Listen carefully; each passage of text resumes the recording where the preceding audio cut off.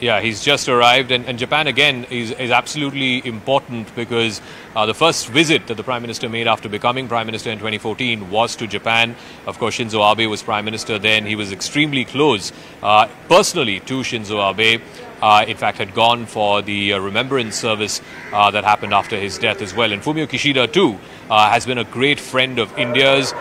In fact, as the host of the G7 this year, Fumio Kishida had reached out to India, had in fact expressed a desire that India take forward this relationship to the next level. And Japan too, you know, because of the Russia-Ukraine war, this is what has happened. Unlikely folks who have, come on the same side, as it were.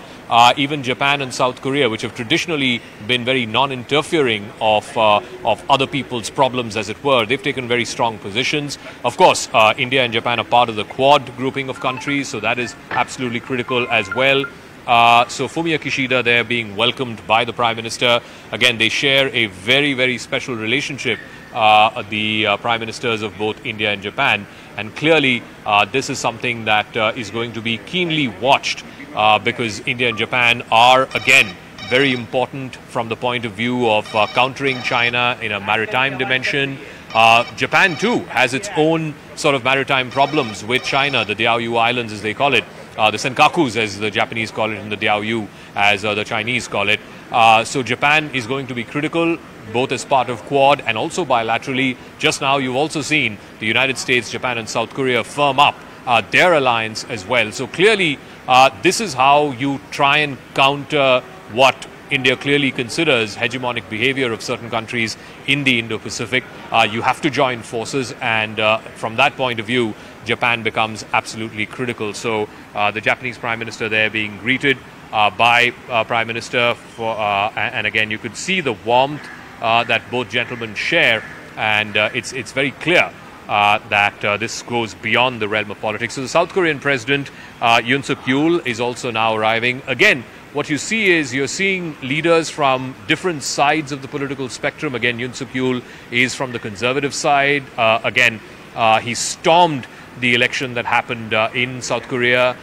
He was not given much of a chance. He was seen as a political outsider, a bit of a novice, if you will.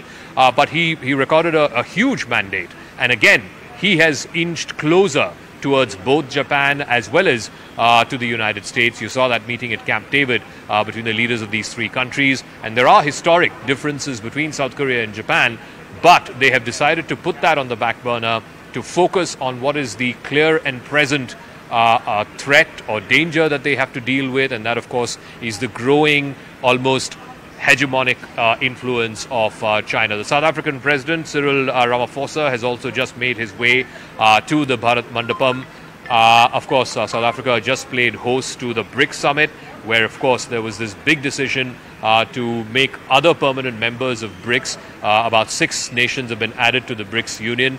Countries like Egypt and others have been made part of a wider BRICS grouping, something that South Africa was very keen on, something that China was very keen on, and of course India gave its buy-in for that expansion of BRICS. So Cyril Ramaphosa, again, a very important part of the G20 because they are part of multiple other groupings, multiple other multilateral arrangements as well, the biggest economy in the African continent, and they'll also be pleased at the fact that India has proposed that the African Union be made a permanent member of the G20. As I check in again with the rest of my colleagues, Pallavi, Siddhant and Abhishek. Siddhant, if you're there, what are some of... All right, Abhishek and Siddhant are through. So, Siddhant, what are some of these invitee countries hoping, the countries that India has invited, Bangladesh, Mauritius, Netherlands, etc., what are they hoping from the G20? Well, Zaka, they know one thing, that they have good relations with India, and since India is the chair for this year's G20, and most of these countries, Zaka, except maybe Netherlands, are from the global south. Then these countries and India have a very good understanding, and perhaps both our nations cooperate in various sectors. Like if you take example of Mauritius, now Mauritius has been our old partner and ally, and perhaps with regard to maritime security, the strategic location of Mauritius is very important for India. When it comes to Netherlands, then Netherlands is a nation in Europe, and since India is looking for more opportunities when it comes to shipment, when it comes to supply of goods to Europe, and perhaps looking for new gateways, new avenues, in that regard, Netherlands is